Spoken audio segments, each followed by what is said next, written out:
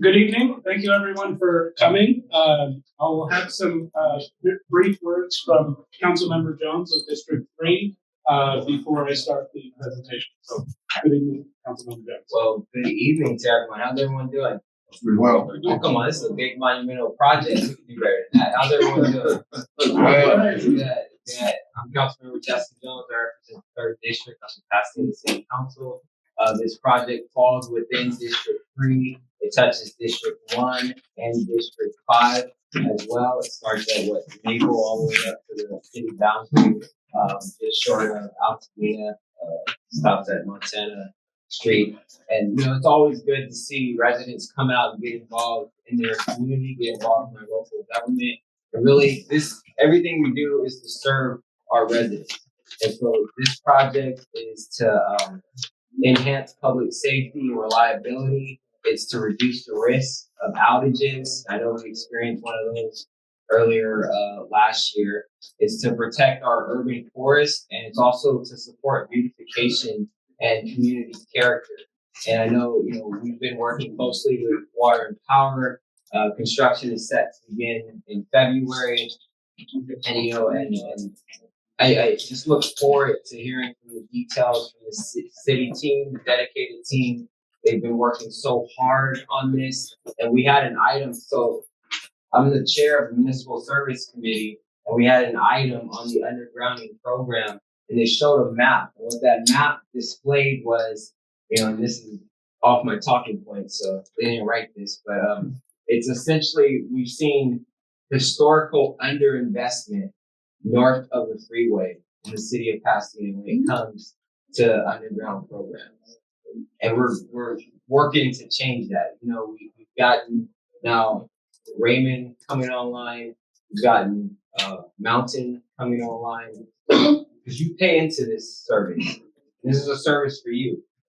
And I think it's a shame that historically you haven't been able to reap the benefits of a service that you pay for. And so we're working to change that, and we've got a great city team here, led by Rujian and his team over here, and they understand that, and I think we're in good hands, and I'm looking forward to a successful project. So thank you all for being here, and thank you for allowing me to speak to the residents. Appreciate it. Thank you, Councilmember. Thank you. Good evening again, everyone. I'm Bill Barsh, Principal Electrical Engineer for Pasadena Water and Power. I'll be providing some information through our presentation this evening, and then we will politely hold questions to the end. There are as moderation for the Zoom audience as well, so put the questions in the chat or raise your hand through the Zoom link, and our moderator will get to you during the question and answer period. And I'll start the presentation now. I'll keep it succinct and brief, and there are plenty of details as we go through it, but we want to make sure that your voices are heard and that your questions are answered, and that'll be the bulk of the back half of the meeting. So the Raymond Avenue Underground District spans 2 miles, shown on the map here from Maple Street all the way to the North City border north of Montana. It again spans 3 separate districts and covers quite a few parcels and meters, so individual customers that are going to be directly affected and benefit from this project. One of the images that's provided here is a strip of Raymond from Google Maps that does show that it's Raymond. And so you actually have poles on both sides of the street. There is street wear and different factors that will all be renovated as part of this project. That it's not just a utility project. It is still I won't say complete streets because that's its own function, but there is pavement restoration portions, street lighting portions, and then again the undergrounding of the utilities, and that includes power and communications. So briefly speaking, this project will span a 3-year period starting in 2026 this year. In February, as we break ground for the substructure and electrical backbone installation, all in the public right-of-way.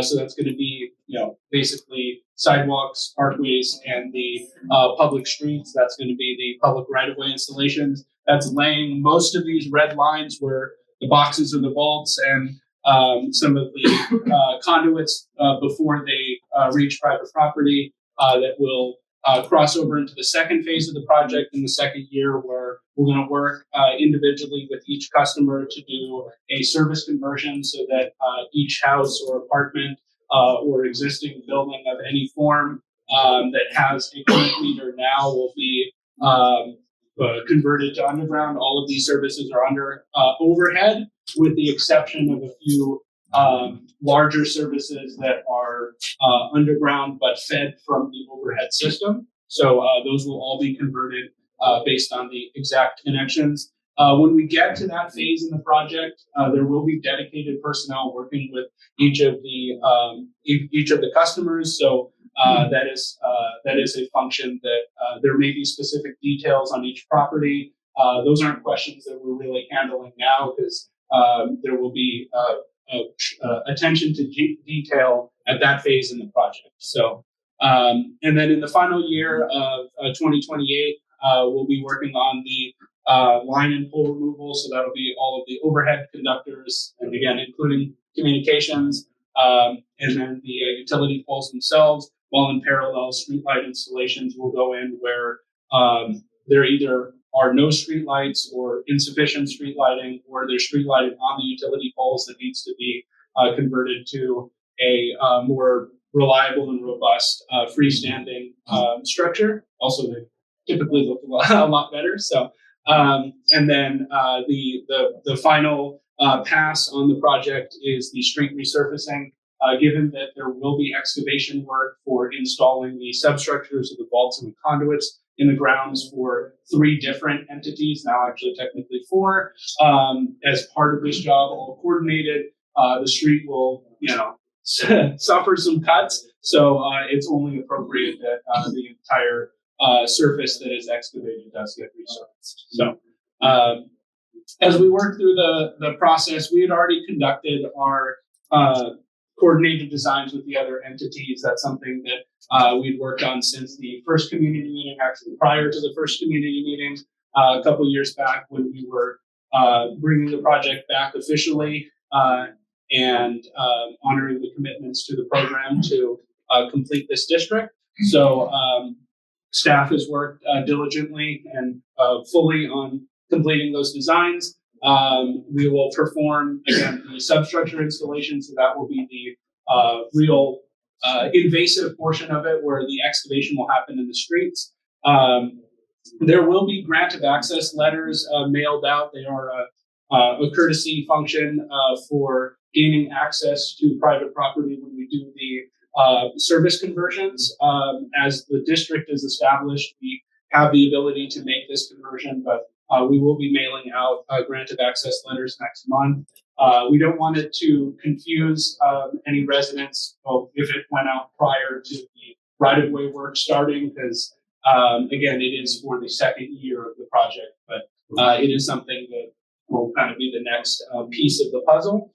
Internal crews will also work on installing electrical facilities in the new substructure that will be now the new underground backbone, where all of the neighborhood will be fed from those installations. So it's the dry utilities first, then the cable and underground equipment going there. Additionally, in parallel, communication crews will also install their facilities in the joint substructure that is put in by the city's contractor, and then we are reimbursed by the communication companies for that installation.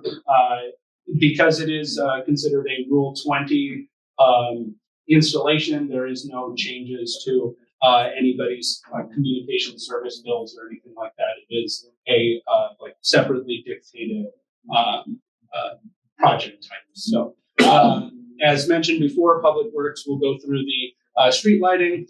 Communication crews will remove the overhead lines, their overhead lines. PWP internal crews will move ours. And then at the final phase, the Public Works crews will repave the street. When it does come to the customer tie-ins, there will be 4 options for having the services converted from overhead to underground. as part of the design, they're predetermined based on a field walk by our electrical service planners based on the properties of the property, and then how the connections are going to be made from the street. So one of them is, and essentially all options are going to be done by the city's contractor, unless you choose to coordinate yourself with your own contractor, but that contractor will be held to the schedule that the city needs to meet. Otherwise, we're basically sacrificing the pace of the project for all other members involved. But you're going to look at installation of a panel adjacent to the existing panel. So there's only one wiring connection that's needed to be made, and everything else in the existing dwelling can be kept. And that's going to be typically the most common. The second one would be a full panel replacement. This would be done in very specific circumstances. If the panel was unable to be converted, like essentially in parallel, where essentially taking the existing wiring in the house and moving the old panel and I installing. know you asked us to wait for questions at the end, but you're giving so much information, and it's kind of hard to wait till the end for questions. Like you started off saying about the lights being not being above ground but underground now. You're giving so much information for us not to actually have questions. You want to take a let's take a pause. Okay. Let's do a Q&A break. Okay, we'll set a few minutes timer because I want to make sure we get through the whole presentation. But let's take a pause. We got a question online too. So is there You let them go first. Okay. Go ahead. I want to make sure to get to specific questions though. Okay, so we had regarding the service conversion part in 2027, how much and who would pay for the conversion? Well, I believe this project is essential and long overdue and beneficial because I already live on the street. Where is the funding coming from? It's actually that slide. So Okay. it literally. But in the interim, let's take some questions from the room because we have our people back online. Okay. The question regarding the street lighting, at least as I heard it, the street lights themselves can't physically go underground. It's the electrical feed to the street lights. So you can have a street light pole as a freestanding item, or it can be attached to the existing utility poles. The ones that are attached to the existing utility poles, since the pole will be removed as part of the undergrounding process, a freestanding street light needs to be installed either in its place or in addition to a system that covers the rest of the street for like better uniformity, safety. So we do have representatives from Public Works that may be able to provide more additional detail, but essentially a stem to stern street lighting design is going to cover the installation of freestanding poles in the streetlight system for essentially the entire 2-mile stretch. So all this underground work, we're a state that's earthquakes. How do they, if we have an earthquake? It has to do with the build, I guess, setup, maybe not necessarily build quality, but we have had underground facilities in place for nearly a century. There are some 1920 substructures that are still very, very robust. It's kind of the thing of when you earthquake retrofit a building, you want it to shake with the earth, or you want it to shake completely on its own so that essentially you can't rip it apart by the shaking. When the utilities are buried underground, with the exception of being on a fault line itself, the utilities will just shake with the ground. So there's not really a concern of that case. And if you do have a fault line just randomly create itself on Raymond, pretty sure that becomes maybe a natural disaster level on a different piece. Yeah. Just a quick question. A customer only gets one of these 4 choices you're putting up there on the screen now. Yes, they categorically cover all basic needs. And they don't, the customer doesn't choose. Yeah, it's already been predetermined. If you wish to have something else, that's where you would hire your own separate contractor, but they would need to keep with the pace that they set. So I'll hold it at those questions and continue because the presentation is structured to where, assuming I don't gloss over something too vaguely, the answers should immediately follow. I am a lot of words, so it's the other two options are where we can actually have a direct conversion of the panel itself. Some panels are already fitted with knockouts both above and below the meter section, the pull section for the meter. And then the fourth option is similar to the first option, but where there are physical difficulties on the property, where you need to essentially turn the existing main panel into a sub panel, where you have your service connection at a more convenient or safe location, because there are requirements for a new service that potentially some older dwellings may not be able to maintain, but we don't want to turn over too difficult a burden on the property owner, so we will shift the main connection, or at least just the meter section, to the safe, accessible location, and then use the existing wiring in the home as a sub panel. So again, the least impact to the customer while still getting the direct conversion to the underground system. Again, most of the conversions are going to be that type A, because those are going to be the ones with the least amount of impact and the most amount of flexibility for each customer. And then there, as mentioned before, there are no out-of-pocket costs for the customers for this particular conversion. The way that, or for this service work, if you wish to do it with your own contractor, you would have to go through the reimbursement program, but the reimbursement program has a limit of $3,000 for just material costs, so that's going to be something that needs to be itemized. However, if you choose to go with the city's method, it is zero out-of-pocket costs. It is covered by the Utility Underground District funds. In previous Utility Underground District jobs, essentially the work was paid out of pocket by the customer and then reimbursed by the utility, but that was, again, a more laborious process and ended up actually causing problems with the question that you brought up before the presentation started. So several functions have been streamlined to rid us of those particular problems. So as far as the construction impacts, pardon the massive block of text. I do like pictures, but this is where usually most of the questions hit. So in the first year, while we're working within the streets themselves, we're going to have 2 contract crews that are going to be split up basically on half of the job at a time, so that they don't step on each other's toes. And the impact to each consecutively to any customer is separated by like half a year, essentially, because they would be moving up in parallel. So one would start at Maple and one would start halfway at Claremont, both again smaller streets, and then they have a block run up before they cross a major street. In this case, it's Villa on one side and Washington on the other.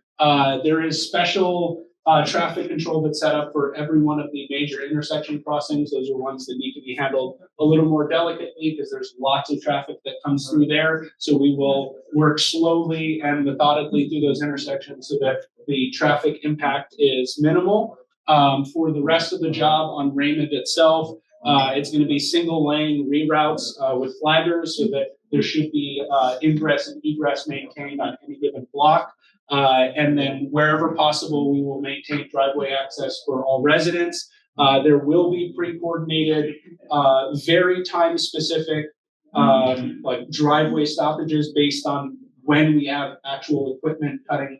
And again, it's a handful sprinkled throughout the job, but there are ones where the excavation of the street is coming close to the driveway. So that is something that, just for the sake of safety, those will be closed, but will be coordinated. For the vast majority of the job, driveway access will be a lot maintained.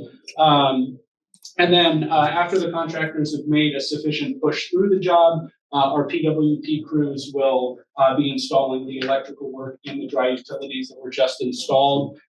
We will do this in a way where, since the crew conglomerates and heavy equipment is much more minimal for this phase of the electrical installation, we will kind of follow a couple blocks behind, but the installations will be maybe a day or potentially just a half a day at any given vault location. So you may not even know they're there because they show up after someone leaves for work and they're finished before you come home. But we will fit that in so that, again, the project continues moving nicely. In the second year, where we get to the service conversion portions, again, it is going to be 2 contractor crews going at once. By technicality, there's going to be smaller conglomerates of those individual crews, but essentially we're starting on 2 blocks in parallel. They can handle any parcel on that particular block, but they're going to move in parallel again, so there's less impact because these working groups are essentially separated by an entire mile of street. So it almost feels like there's 2 separate projects, but again, that's for minimizing impact to traffic and then not meeting at the middle and causing a whole kerfuffle at the end. All of the work on private property will be again coordinated with like a specific vault or pull box. So there will be a PWP crew that will be out there when that exact service connection is happening, but there still will be some excavation. The requirements are to again restore to what was previously left there. That does include plants and different things like that. That's always been part of our like means of when we have a service, we're going to put everything back as identically as possible. That may or may not mean you get the entire full width of an area. It may just be the excavation. It could be the entire width area. It's going to be specific, site specific. And again, as I said before, those questions, they're going to be handled by the service planners that are going to work with you directly on those particular cases. So again, each property is vastly unique. So I don't have an answer, but it universally covers everything. As we finish out that second year, given that services will now be electrically connected to the underground, we can begin the service removal and then eventually the line and pole removal. The poles may actually sit there with very little on them, like as the second year closes and into the third year, given that communications also does need to leave the poles themselves. So until all assets are removed, we're not, PWP doesn't swing in at the end to remove the pole just yet. So, because we don't want to just keep having to go back out there for one pole at a time. But a lot of times once you get rid of the lines, you start to see the beautification effect. In the third year, again, last massive block of text, the Public Works group will again coordinate further outreach for their phase of the project, because again, there's going to be different factors for Public Works' impact with street lights and with street resurfacing. Depending on what means of resurfacing is being done on each specific block based on the material, based on the condition, there's going to be either a higher or lower level of impact. And so those are also going to dictate different traffic needs. At that point, in the resurfacing portion, it's up to Public Works to determine what level of driveway access or ingress egress is possible based on the requirements for resurfacing. There are options with trying to do half the street and then come back and do the other half the street. So at least there's some factor, but that's to be determined from a civil engineering side. There is some time before we get to that portion, so there will be ample time to answer those questions and get that better coordinated. The key targets that we're looking, this is again another section of Raymond here. We'll be starting construction on February 2nd. Again, that's our official start date there. The electrical backbone installation, so we're going to send the PWP crews to follow behind the contractor, will start about 6 months later in August. And then the service connections will again start about a year after the project itself starts in February 2027. And then in February of 2028 is when we start the third year and roughly be into the pole and line removal. And then at that additional time, the streetlight installation and street restoration will start. How that's going to be coordinated, again, is still to be determined by Public Works. That is their portion of the job, but that is going to be the start date, and some of those details will work themselves out as we approach that third year of the job. I know the street resurfacing from the previous community meeting that we had when the job was started, and then additionally when I attended a separate community meeting for District 1 that Councilmember Hampton put on. That was the particularly most popular question was I've destroyed my suspension driving down Raymond. Can you please help me with that? So, anyways, as we work through the project, we do want to make sure. I'm just going to check one time. As we do work through the project, we will again make sure we stay in communication with the customers. So we'll have community meetings like this. There'll be pre-construction notifications, which will actually be mailed out shortly after the meeting, because again, we're going to be starting construction on the 2nd. And then we do have a website that is connected to the project itself and to the program as a whole. So you can check on details and frequently asked questions on the program as well as the specific project. And then we do have our customer service line and a web portal for direct questions. That is a good way to go. We are piloting a couple of different options for different additional means to get directly in contact with staff, because there are lots of customers on this particular job. So being able to answer questions in a timely fashion becomes that much more critical, because they could come in waves. So, and then we will have active and very attentive staff that are going to be directly working with the contractor, working with the customers as we go through the job. So, typically, if you find the right person, you're not too far from the right person. So, as we close before the official Q&A portion, this is our previously completed district at Hill. This is Hill and Topeka. Actually, sorry, Hill and Elizabeth.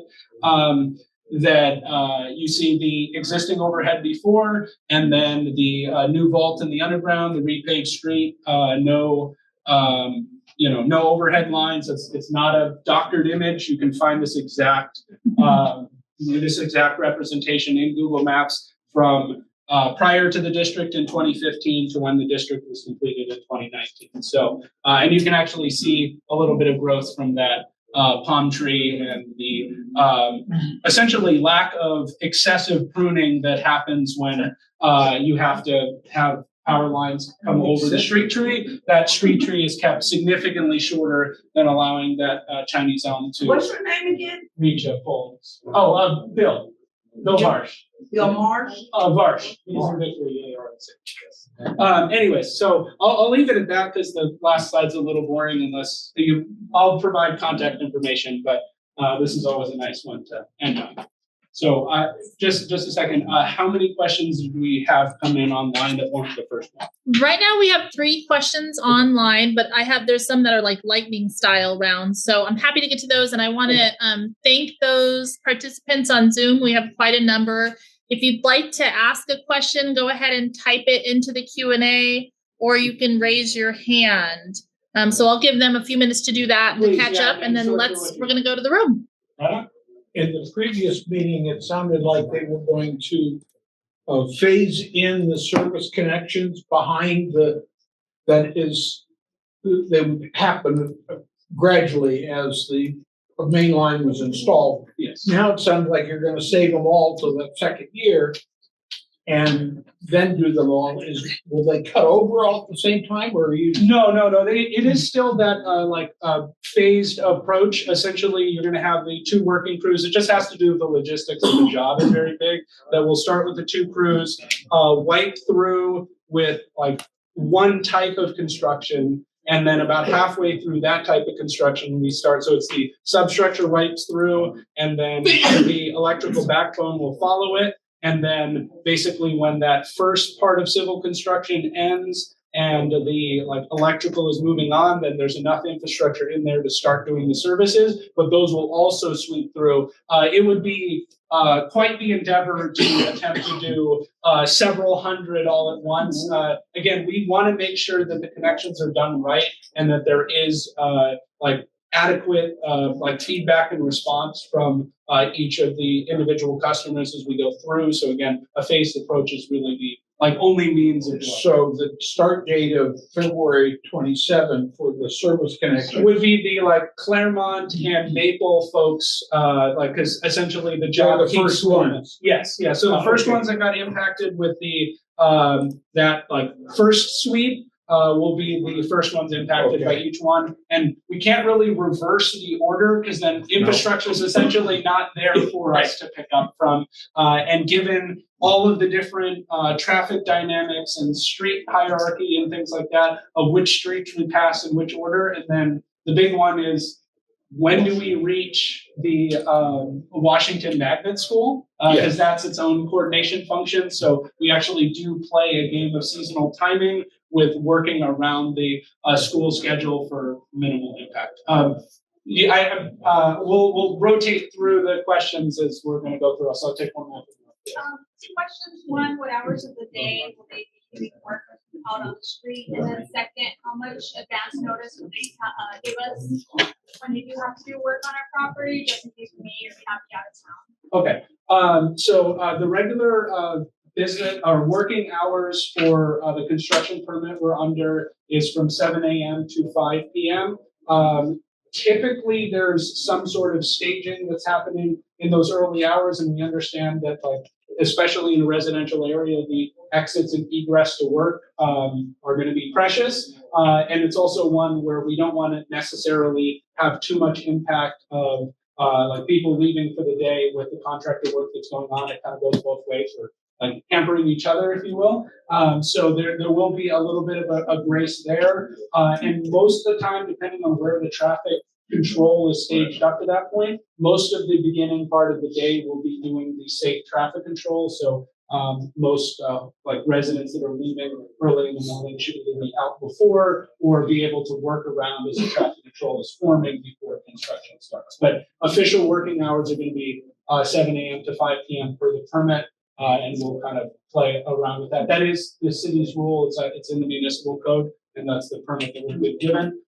Most of the other developments are to that point. Your second question with how much advance notice when we do get to the street. So we have like the bulk mailer that will go out, and additionally for the like individual blocks that are being worked on, the contractors will go out about a half a week to a week beforehand with door hangers that is saying project is progressing, we're reaching this particular street. The other option that is in play here is with the website. It's kind of, we don't have like a little radio tracker to see where the contractor is up and down the job, but roughly we can provide like a top of line website update. This is the next block, probably starting then. That's the level of notification we're looking at. We have door hanger protocols for any of our like outage notifications. There's like resident communication in that sense. So we're going to maintain something similar, roughly half a week to a week beforehand.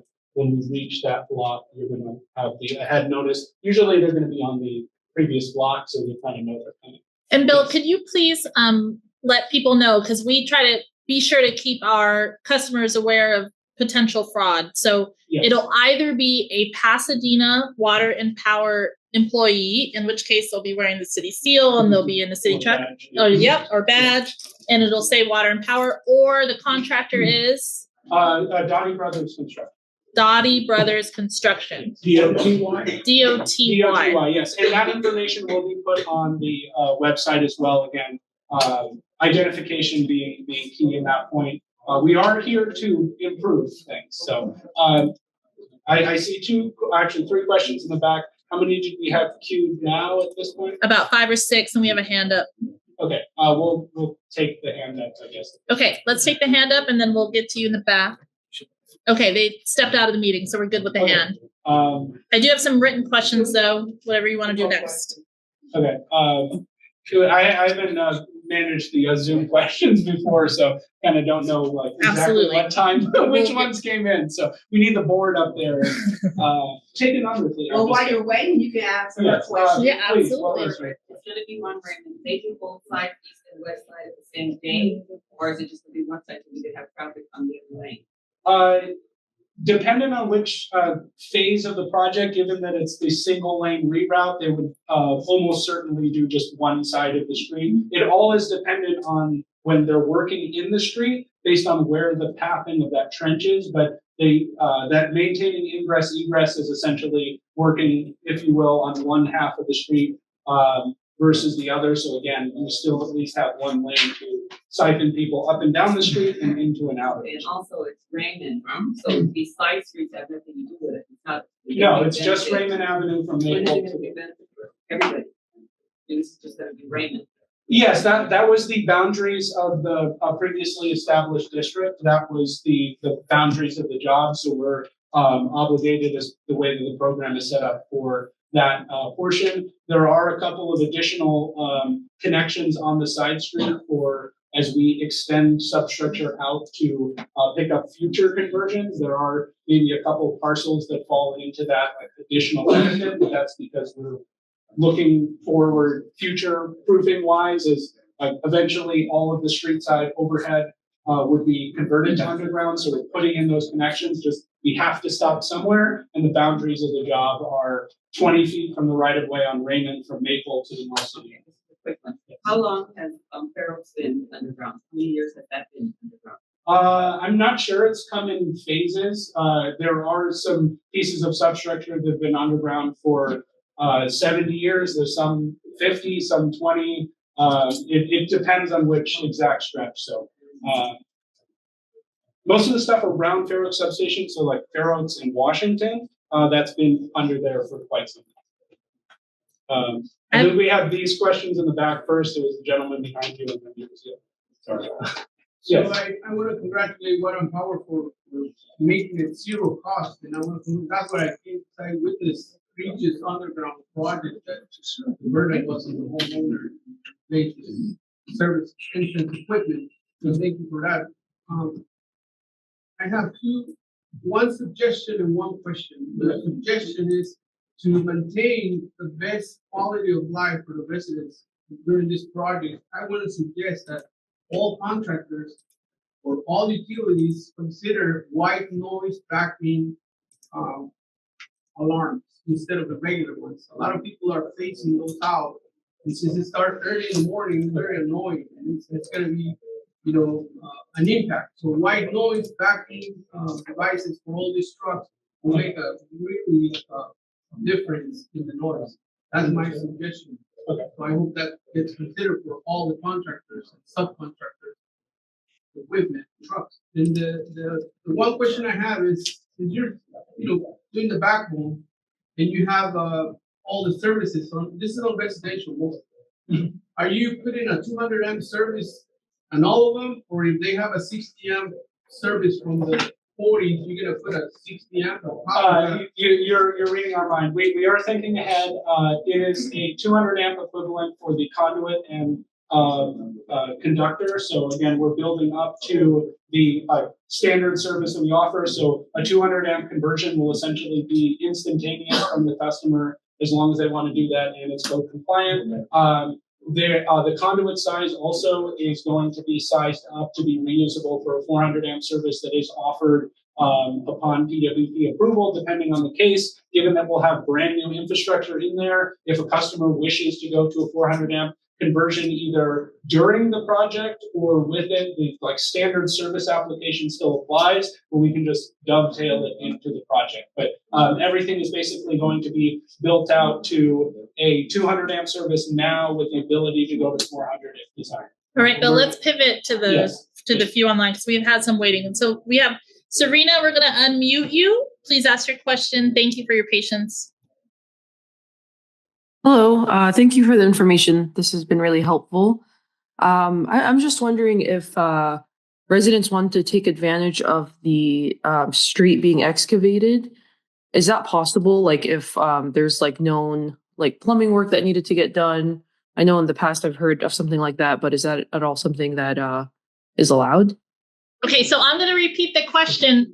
So the question was, hey, the street's going to be open. Is there an opportunity for the residents to do plumbing work or take advantage of the street being open? And now I'm going to kick it over to Bill for an answer. Okay.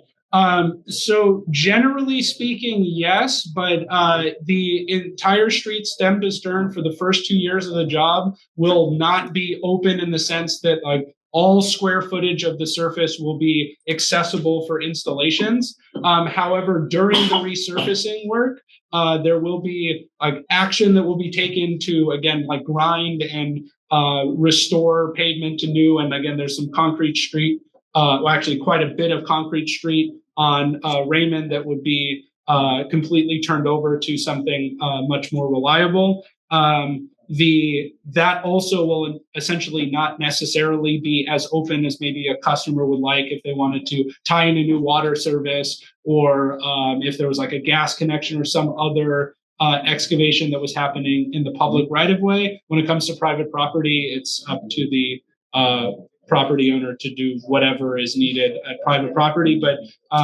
generally, yes, you can attempt it. It can be coordinated with city staff, but the street will likely not be as quote unquote open as you would think. Like, not everything stem to stern will be torn up. It will be the trench excavation. It will be very specific, like crossings and things like that.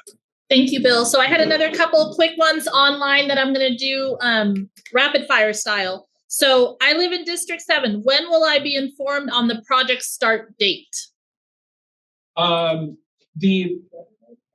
District 7 is not covered by this particular project, but the start date of this particular project is February 2nd. And this particular project, the project area is Raymond? Raymond Avenue, Maple to the North City limit, north of Montana. So it's districts 3, 5, and 1. Right. So it's only on Raymond that we're talking about tonight. Okay. And then who will convert the existing panel to a sub panel? That's going to be the contractor, the same contractor that we hired, Dottie Brothers Construction, and or their subcontractor. Okay, thank you. And what are the different functions of the new panel and the existing?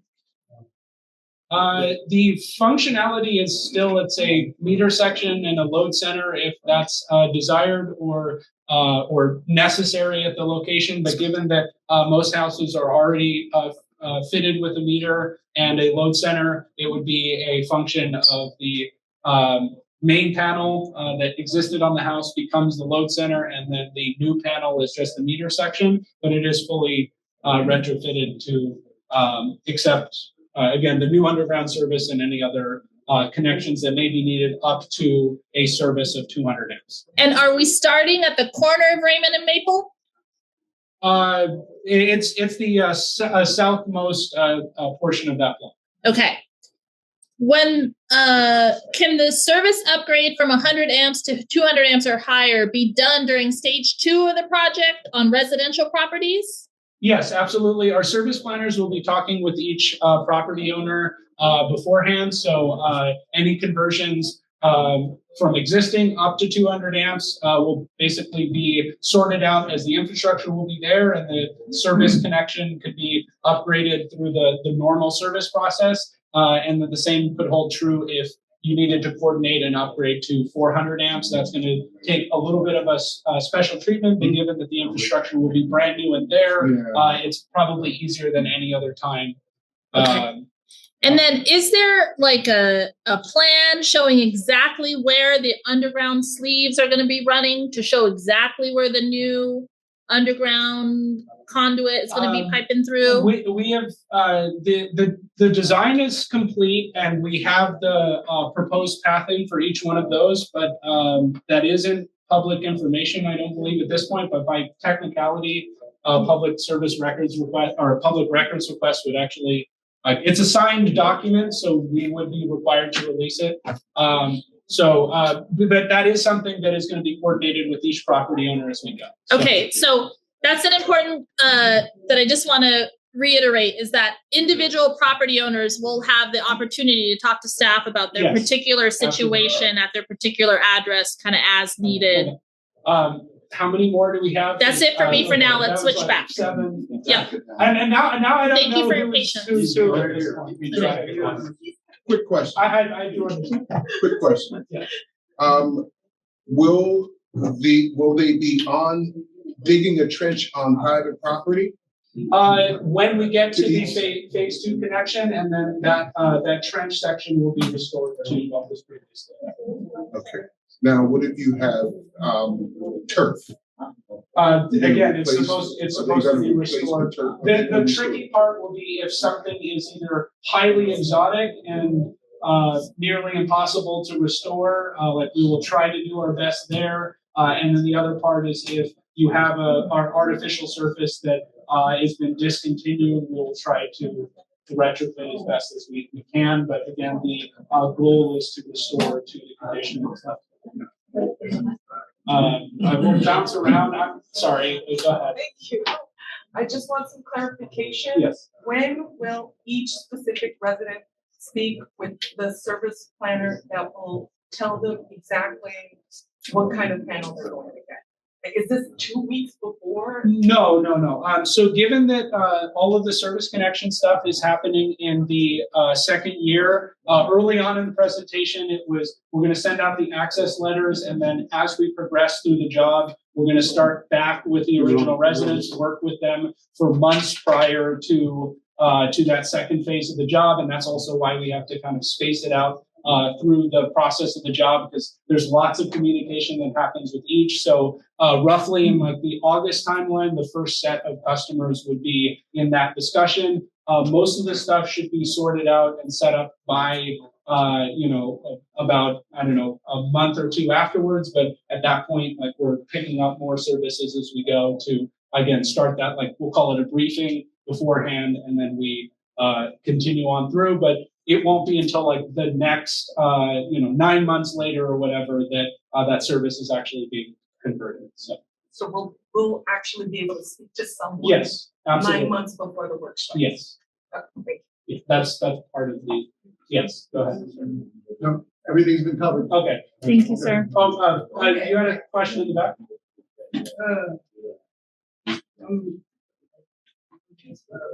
So you telling me we're gonna tow under us the whole time?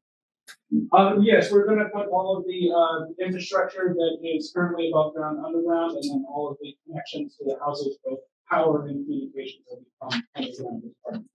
They go into 5 feet? Yes. And then 5 feet. Yeah, so there'll be a PVC Water conduit. safe. Yes, encased in concrete. Again, it's that shape with the earth that won't break apart. So, they're depending on where it was in the city and what the level of infrastructure was passing through. Some underground has been here for more than a century. It's not everywhere. The cost, projection, it's like 15 times more expensive for underground than overhead. So, I think I covered that question. Sorry, sir. So, in some situations, the new underground service connection is going to have to be right next to the gas line. And if we were looking at trying to run gas altogether and switch all of our gas stuff over to electric, what is there some kind of coordination that needs to occur between this project and SoCal Gas? For that particular, if that culminates your question, for that particular set of work, no. We're able to look at, because we looked at this for the job itself, and then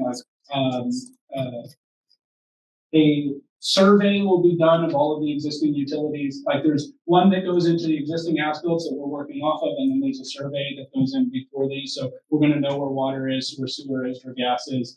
All of that.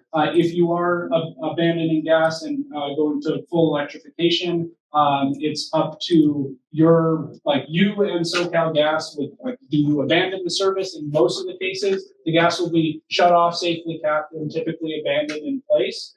So that is something that, regardless of if it's abandoned or not, we're legally obligated to treat it as if it's still live, because it's technically part of their system. So even though you don't have any service to it, depending on what they do with their infrastructure, we still have to respect it. So, Bill, we did get that question online too, which is what utilities are coming through. So not gas, but electric and cable, like So internet. Currently there are two major cable